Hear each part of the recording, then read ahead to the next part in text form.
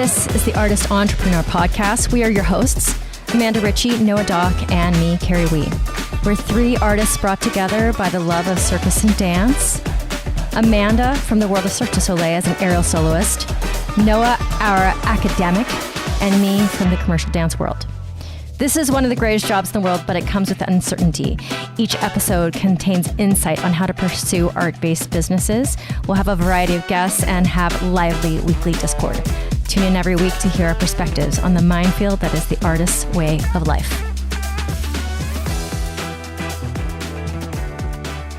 Listeners, I'm so excited to have Kitty on because I've been hearing her name my whole career, actually.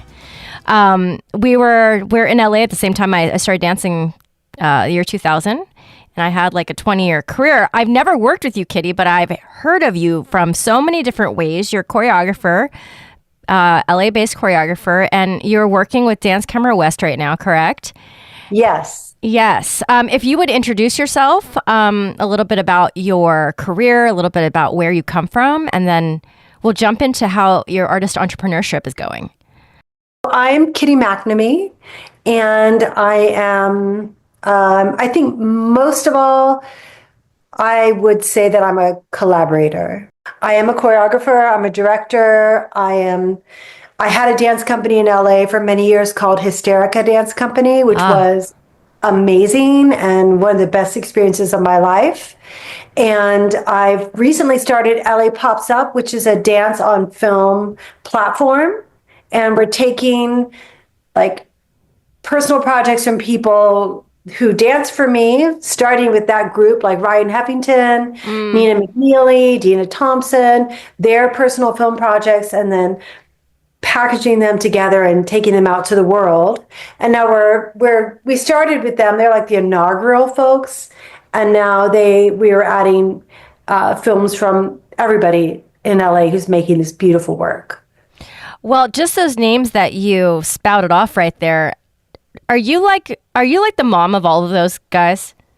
I'm like the fairy godmother. So I know there's a lot of dancers. There's also a lot of aerialists, listen, and those worlds like touch, but they don't cross so much, actually. Right. The circus world and the dance world. And so Ryan Heffington and Nina McNeely. And then what's the third one? Oh, Dina yes. Thompson. We actually danced together on a couple things because we're, really? all like those three are in my generation of dance. Yeah. We're kind of the same age and we kind of grew up together. And they actually have this unique, they're in a category style-wise it's a very unique category. Is that your base? Like what I see out of them when it comes to their movement style, is that how you like to move? Well, I cannot take credit for them. However, yes, I trained them. They all danced for me. Yeah. Ryan was one of the two first people in Hysterica. So we were working together for 10 years. I can't take credit for Ryan. He's a genius. He just came out of the womb that way. But I think definitely my sort of mashup of contemporary dance, pop culture, with some ballet thrown in, definitely infiltrates, the work that's happening even today. So I can't take credit for them, but I'm sure that somehow I was an influence. I kind of put it in the same category. Like you, who was you to me, was Kati Jean. Oh, I love Kati. Yeah, Kati was the you to Nina and Ryan. She was the person that I worked with like that, and I was in her company. And the girls that we were dancing with, we all kind of have a similarity of style, and it kind of, you can see where that births from when you look at our movement and you look at her movement and how she views dance and movement. So, okay. So you've been in the industry for quite a while, and you have seen so many generations of shifts. What would you say is happening right now? Actually, that is a question I have for myself because I moved actually to Texas about a year and a half ago because I wasn't, I have a small child and I wasn't performing anymore. So we came down here, bought a house, me and my partner Asa, who's a musician actually. So what is it there now? What is the dance industry like now from your perspective, who has seen all the generations go by? Well, it's really interesting because, like going back to Ryan, he really broke through with Chandelier, obviously, that music video. Yes. Sia. And Sia, yes. And he really made contemporary dance somehow like palatable to many, many, many people. So that kind of shifted things away from the hardcore like hip hop or street style, and in kind of infused commercial work with a little more like contemporary, or you could say artistic, but we're all artistic, but maybe a little bit more abstract work. And I think that since that point, people are more independent or individual. I think the industry, like what in the 2000s, early 2000s, there was a very certain look for dancers.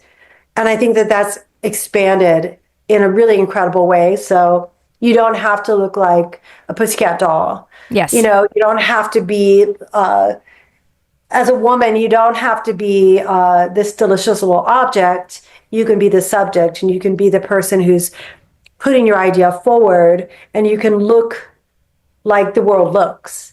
I think that's the biggest change I've seen from the outside looking in.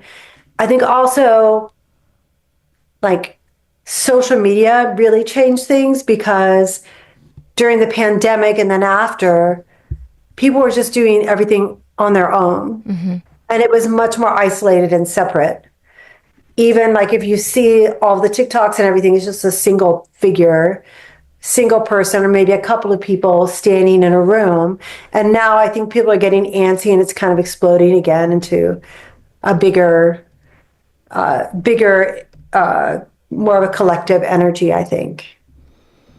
And do you feel like do you think LA is still saturated with dancers? Are there so many dancers still? Like, do the new dancers just always come? Yeah. You don't feel it in the same way because, right, we had Edge. Yes. Or other studios to go to all of the time, and everybody would be there together, and you would take class and you would hang out, and that was your day, that was your life, was being in that community. And then again, when COVID hit, everybody was isolated. Yeah. And I think now it's getting back to that situation, but you don't feel the intensity of the numbers as much anymore, I don't think, because people are still a little bit more separate. They're separated, and then the auditions are not all as like what we call cat calls. Cow calls? Exactly. Cattle calls. Cattle calls. Where everybody's in the same room and you look around and you know who your competition is. Now so much of it is self-tape, and then we don't really know the edges of that big circle of that community anymore, I feel like, because we are separate, remote, as you like to call it, and it doesn't feel the same. Yeah, so interesting. I always like asking that question because I used to actually know a lot. Like, I used to write for Backstage West for dance, and I felt like I knew how everything went, and then you leave for a year or two and it feels like it shifts, or maybe it's the same as it always has been, but I don't have my finger on the pulse anymore. It feels different, but I also feel like, unfortunately, last year was a pretty bad year for everybody work-wise. The fires and then strikes. Yes. And work moving out of LA. So even if you did, like, say there was a choreographer doing a commercial, they might be going to Prague to shoot it. Yes. Or Mexico. Like, it doesn't feel as concentrated again. So, and then if they're going to Prague or Mexico, they're picking up dancers there. So yeah, sometimes production is like, no, you got to hire locals. Yeah, definitely. Yeah. Okay. So let's talk about your artist entrepreneurship. So tell us more about this venture that you have. What made you say this is the direction I want to go in?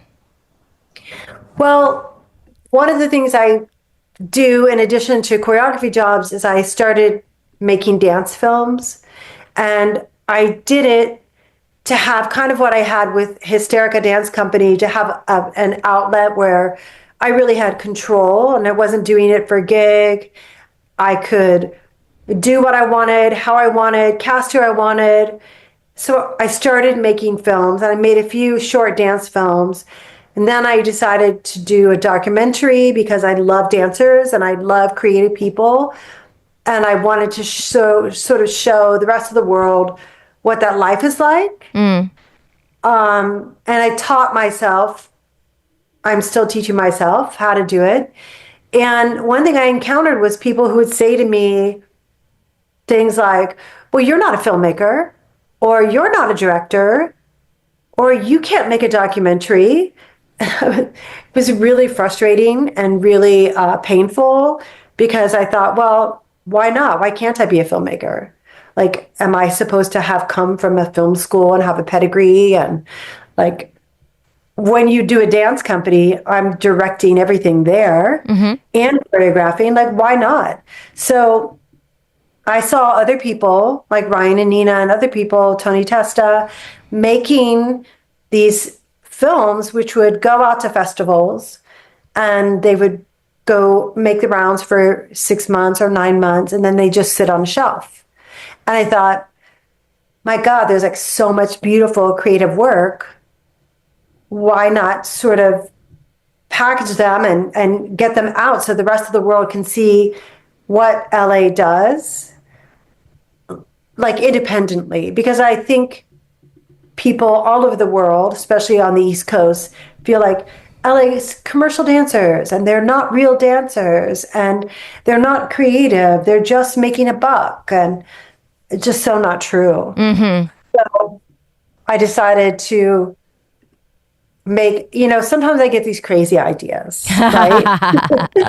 No, like, oh, I'm going to have a dance company. Crazy idea. But I did it. And then I was like, I'm going to do LA Pops Up. Crazy idea. Luckily, Kelly Hargraves at Dance Camera West liked my crazy idea and has been partnering with me. But I don't know, I just came up with the idea and decided to run with it.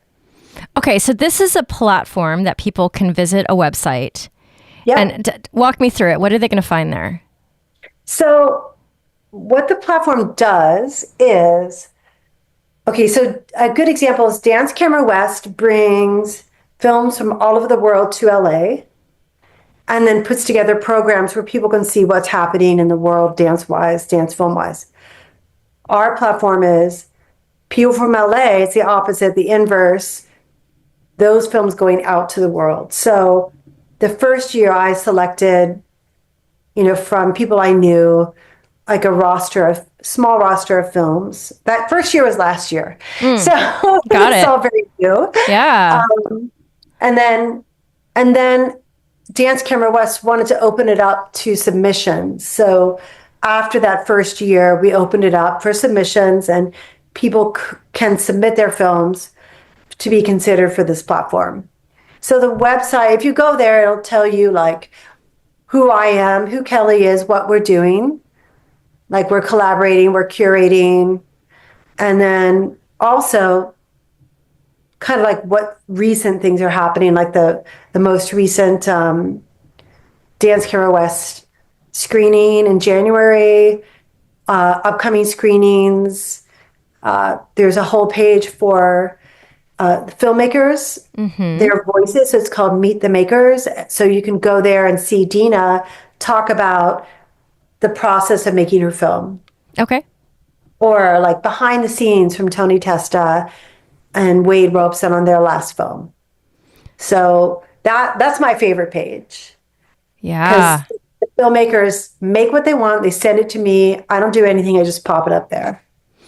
So you have obviously embraced technology. I feel like even in the Wayback Machine, when Instagram first started, there was a little bit of a pushback from our community on, especially like the veteran dancers who were just like, this is meaningful now? What about all the time and energy that I put into it? And now it's like, okay, you want the likes and the views and the followers. I feel like that's shifting a little bit though. Like there was a moment there. Shifting a little bit. Yeah. There was a moment there years ago, maybe it was pre-COVID, where it was like, if you had the numbers, you're going to get the audition. You're going to like get the job over somebody else. There might have been like a little bit of a excitement around that. And then maybe people learned that that wasn't the best way to cast. Kitty's giving me big eyes. People would get cast just from their Instagram, right? Yeah. But you can't tell their work ethic from there if they show up to work on time, all that fun stuff. That is really important if you're getting, if money's on the line and you got to be on set. So important. Yeah. So there was a little heyday of that. And I think it's kind of, even me being here in Texas, I can feel that kind of shifting. How about you? Like when the idea of technology and how it works with our art and how it works with marketing ourselves. What's your view on it? What do you like embracing? What do you like putting to the side? What do you think other dancers and choreographers should take advantage of when it comes to the tools that we have now? Well, I think for LA Pops Up more than myself, it's a really good way to communicate. So we don't have that many followers, but we can reach a lot of people building up to a show or a screening very quickly, right? Right. It's almost like a newsletter or almost like a flyer we would do in the old days. Like, it's almost like sending a flyer out. Yes. So I think it's really important for that. Otherwise, I'm not sure how I would reach people. And like I said, I don't have that many followers, but the people in the community do. Yes. So if I engage them, then they spread the word. So I think for that and for Dance Camera West, it's a really good thing because it helps us keep that sense of like engagement with the community, even when we don't have a screening. Like I'll post some, one of the filmmakers, like Carissa Kroger, works a lot and does really specific movement direction work. I'll post something of hers on the Hysterica page because LA Pops Up lives on Hysterica Productions page. Or Mike Tyus will be doing, FKA Twig's new tour. I'll post that on the page. Mm-hmm. So it's a good way to embrace community for me. Personally, on my own, I'm not as active. I probably should be more active. Well, I think it's hard because, especially for the dance side, because I actually had my archive career before Instagram was even a thing. I think on my last couple jobs, I was like posting a lot of stuff, but it was only on the last couple big jobs that I did. I mean, I don't even have footage of some of the stuff that I've done, which is sad to me, right? But that's how it used to be. We didn't film every moment of class and every performance and rehearsal. We didn't do that. And now it feels like it's almost reversed, and like the reasoning to do something is to get the film. Yeah. I know you might experience. Are you still teaching class? I'm not teaching, but it makes me think, because a lot of people have been saying to me, I go to class, but it's really not class because it's an opportunity to get filmed or for the teacher to promote their work. Mm-hmm. So it's hard to be vulnerable and really take a risk. I'm not teaching now. I'm thinking about doing it again, but yeah. Also, the edge is no longer, and that's probably where you'd want to be. Like somewhere the edge. I know there's a bunch of students in North Hollywood that are new now that weren't even there pre-COVID. So the landscape has changed a little bit. But you're there in the city. Now there are dancers all over the country, all over the world who are there's still plenty to dream for. I feel like dance is more prevalent in our TV, film, commercials, TikTok, Instagram than it has ever been. It's interesting because our industry has changed so much. But then when it comes to people just seeing dance, they're seeing it everywhere. I'm seeing it everywhere. That's true. It's everywhere. It's everywhere. And in a way, like, the more dance is alive, the more our industry will get its blood back, like ebbs and flows over the years, because there's something feeding it. So there are dancers all over the world, all over the country, who still dream of doing this. Do you have any advice for those people, knowing what you know now? Do they move to LA? Is that still the thing to do? Like, do they move to New York? Do they still try to do the old formula, which I knew very well, which is you go to the classes, you create community, and then you gain trust of the choreographers, and then suddenly you get asked for things if you keep on becoming disciplined about it. Is that formula, would you think, is that what it is, or has it shifted a lot, or has it just evolved?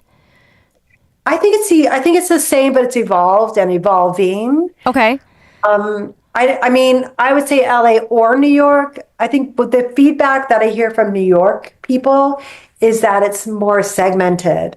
So you're a Broadway dancer and that's what you do. Or you're a commercial dancer and that's what you do. Or you're a company dancer and that's what you do. You don't cross over. I think here people are, Yeah. people are weaving through, and that's one thing that I love about LA is that I can work at the opera and then I can also do a movie for Lifetime as a choreographer, like in the span of 2 months. Or I can, work at the LA Philharmonic and then be doing a dance film of my own that's really quirky and super, super low rent at the same time. Like there's a lot of levels to the work here. I think also because LA is it's so spread out that there's room for the individual here more than in New York. That's my Okay. experience. But I think I don't know how else you would do it really. I don't know how else you would do gigs unless there's a gig to be done, Yeah. right? Yeah. So if you're like I grew up in Ohio. I was in Really? Ohio. I grew up in Yeah. Ohio. Where really? Yeah. Where? Columbus area, but this small place called Granville, Ohio. I lived in Ashland, which is between Cleveland and Columbus. It's a really small. Oh, I didn't know that. Oh my God. Yeah. Okay. Yeah. And then I moved to Texas for my last year of high school. But most of the time I was in Ohio. Kitty, did you have a whole career just as a dancer? No, not really. No. Okay. I didn't start till I was 16. Okay. So you came in, like, how did you even start? I don't even know this. How did you even start? Well, I was living in that small town in Ohio, like out in the country Yeah. for real.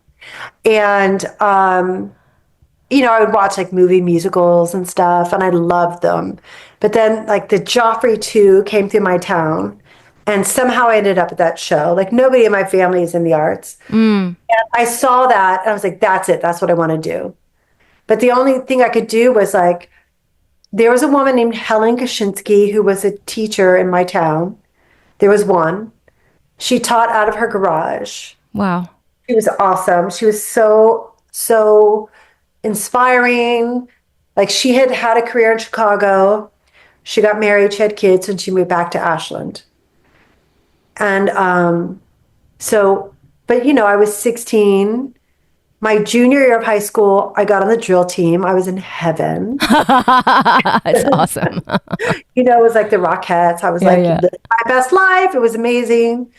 And then, I moved to Texas, went to Performing Arts High School. Then I went to UT in Austin. Okay. And then when I left, I kind of like floundered for a while. I didn't have a lot of confidence. I had been dancing for 5 years. I was like a really good performer, but I wasn't super strong physically. And I wasn't a spectacular dancer. Like I loved it, but I wasn't like really good, but I understood it. I mean, even the fact that I auditioned for the Performing Arts High School after dancing for less than a year. I and got know. in. That's impressive. I don't know why. It wasn't my skill. I think they could see that I understood it somehow. Yeah. I mean, I don't know. But Well, I would say you probably have this unique movement quality, knowing what I know, like about the people who have come after you. And it's like, no one I know moves like that. I guess You so. know? I mean, yeah, I think that may be part because I didn't have a lot of training, right? Yeah. So it's So very I didn't have organic. anyone to, I didn't have anyone to copy. And I think that's the thing with Hysterica, too, is that, I was crazy. Like, I'd never been in a company. I'd never had a company. Like, what was I thinking? Like, I'm going to start a dance company. And I didn't have anybody to get off my back. Like, I didn't have any rules. I had inspiration from Martha Graham. Like, I loved Martha Graham. I loved Bob Fosse. Like, I had inspiration from people. But I also was really, really lucky because like Bubba Carr. I don't know if you know Bubba. Yeah, I don't know him personally. I know his name though. But I had done something in the theater company I was with, and because I thought for a second I was going to be an actress, which was really a bad idea. Like the wrong personality for that. But I met Bubba, and he started dancing for me. And, Bubba was like one of the top commercial dancers in LA at the Yeah. time. Like partnered Cher, was on all of her Yeah. tours and Fame. And I was like, hey, Bubba, you want to dance for me? And he was like, sure. Like, it's crazy. Like, why would he dance for me? I just moved to LA. I had no reputation. I had no credentials. I had nothing. And he said, I have this other guy who's taking my class. Maybe he can dance for you. And that was Ryan. And so I was like, sure. So I had these kind of people to work with, and they have very strong personalities. Yes. I mean, okay. I'm going to tell you a theory. I have half of a Okay. theory, and I want you to tell me Okay. what you think about it. There is something about, and it's not just dancers, it's singers. It's like when LA was smaller, not geographic, but when our community was smaller. For example, in 2000, I moved out, and my first audition was for California Adventure, and it was a tap gig. And I got hired because I am Asian and I tap, and there's not very many of us at that time. There's maybe one other person. And that's why I think I got hired. And every single person on that gig was in their early 20s. We all became professional tap dancers. They all became the ones, Mike Whitmer's, Chris Rutledge, Nick Bowman, who owns West Coast Dance Explosion now. They all, in that small group of people who get that one gig, we cultivated ourselves enough that we all ended up doing very, very well in the thing that we wanted to do. I feel like it's so crazy because what is that? How? You know what I'm saying? Because if you took 5 to 10 people and put them in a cast right now, there's very little chance that all of them would cultivate and do that. They would just, it would dissipate, right? Yeah. So how did it happen back then? What was the magic sauce that we had back then? Or was it that it was small enough and that we allowed ourselves to develop? Like, what is your theory on this? Well, I think 2 things, because I'm a Libra. I'm always like, I think it was small enough and there was enough kind of close-knit community that everybody would kind of support each other. But I think, like, as an example of that, Bubba took me to Edge and introduced me to Bill Prudich. Yes. And he was like, hey, Bill. Listeners, Bill was co-owner of The Edge, right? There's 2 of them? Yep. Yes. Yep. Co-owner of The Edge and gave 1 million people Opportunities. their shot. Yes. But Bubba took me to Bill and was like, Kitty's starting a dance company. Meet Kitty. Can she rehearse here and teach here? Okay, I'd never taught a dance class in my life. And Bill was like, yeah, I have a good feeling about you. Yeah, you can rehearse here. And he also wanted something more like artistic to balance the commercial. Like, you were just weird enough and just had something that I decided to take a gamble. But he gave me space there, like 5 days a week, 4 hours a day for almost 10 years. Wow. For free. Wow. For free. Yeah. So that kind of support. Yes. If you don't have something like that, it's already hard. Yeah. But then you're also at Edge rehearsing. So that's how I found Nina. Nina was at Edge and she was watching my class and she was like, wow, what the hell are they doing in there? Yes. She was a competition dancer. Yeah. And she's like, what are you doing? And I was like, I don't know. Come on in. Yeah. And then I remember very clearly, she was probably 18. We were standing by the desk at Edge. And I was talking to her about dancing for Hysterica. She's like, yeah, I'd love to. Been doing stuff with Ryan and Bubba in the nightclubs. And I'm going to be a choreographer. Like, I really want to be a choreographer. Yeah, she felt it And I was like, early. Sure you will. I'm sure you will be a choreographer. Like, it was just like, I don't know. Like, I don't know. I don't think it's taking people seriously, but it's sort of like going on that journey, that imaginative, that manifestation journey with them. I mean, maybe it's so multifaceted because also it was more affordable to live in LA at the time. So you didn't have to, maybe you had a Starbucks job, but then you didn't have to take on all these other things just to pay your bills so that you can go to class 1 hour a week. You were there. Everyone was around. You know, the Britney Spears, I remember when the Britney Spears, like Andre Fuentes and all them came back from tour and they all were in Brian Freeman's class. And we're like, I'm in their class and I'm just like trying to like be on the side of the second row, you know, like trying to feel like I was a part of it. But I was a part of it. I ended up being a part of it. And it's like, oh my God, they were just like the gods came back down from like the mountain to dance in class with us. You know what I'm saying? And like that place smelled so bad and like it was just like sweat everywhere. And I think back, and I don't know about you, but it was our fame. Yes. You know? Yes, it was absolutely like that. And I think also like, again, like that, it's like a cross hibernation or something, because Nancy Anderson was also one of the first dancers in Hysterica. Oh, yeah. I just saw her name today on Instagram somewhere. I don't know, because, you know. Yeah, she's still working. I mean, she's on Tom Royale as like the associate choreographer or something. Oh, that's great. But she got, this cracks me up. She was on scholarship at Edge. When she got off, you know, at the end of the Edge scholarship situation, they all auditioned for an agent. Mm-hmm. Nancy did not get an agent. And then I think I asked her to dance for me. She did. Not because of me, but then I think she did get an agent. And she wanted to go to that big Gap khaki commercial. Oh, which is like everybody knows about it. Kevin Stay, King, you know, in the thing. Yes. Stephanie Landry. Yes, all these people. They wouldn't send her on the audition. Did she end up getting it? She went, she got it. She and Stephanie Landwehr were the two main girls. Listeners. But it's like that kind of like risk taking. Yeah. Google Gap khaki ad from like the 2000s, because that's kind of a lot of that like culture of dance in commercials kind of started at that time. And then you just pray to God that you can get into those commercials every holiday season around October and November.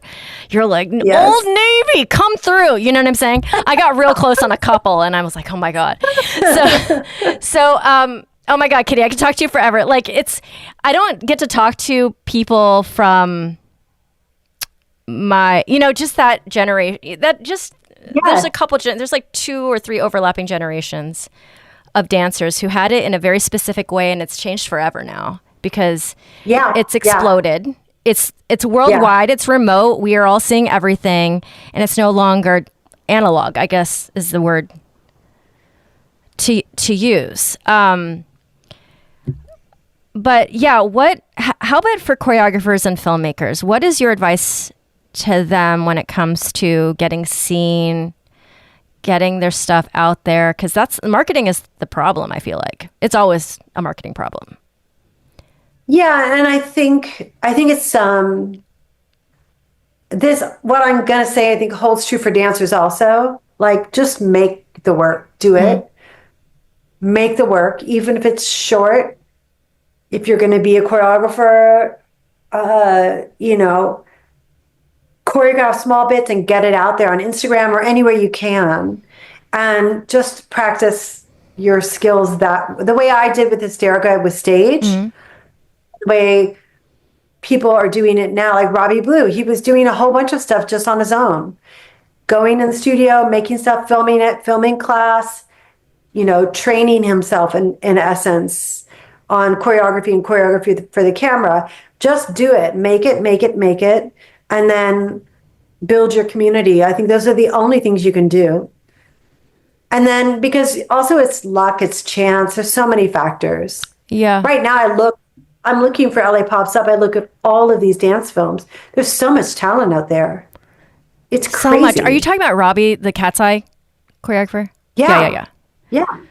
He was just making, like he would film combinations from Yeah. class, and then he would make small, like if you go on his YouTube, he would make small dance films or little, just like choreograph a piece and film it. Yeah.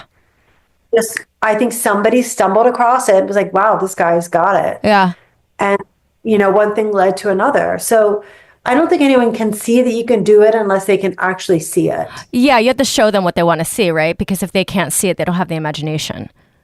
They don't. And if they don't actually see that you have something to look at, Yeah.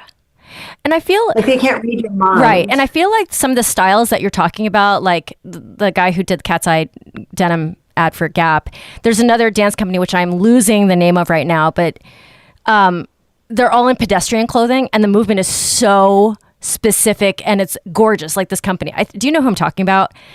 Yeah, oh I my do. God. What is the name of The this name of company? it. Like all their videos are viral, right? Yeah. And it's like this new type of dance that's out there. It's either that the world has changed and these people are meeting the moment, or their ideas of movement are actually creating the movement. Like I'm not sure because I'm not sure because either. TikTok, because we have such a small screen, it's only narrow, so you see a lot of people just using their hand gestures, and it's like really gestural dance. Yeah. Well, Ryan started that too with Sia. Yes. It's not as much of a flow, I would say. It's kind of like Right. it's very, especially with Cat's Eye recently. It's like it's very gestural, and everyone loves it. Like the kids are just mimicking it.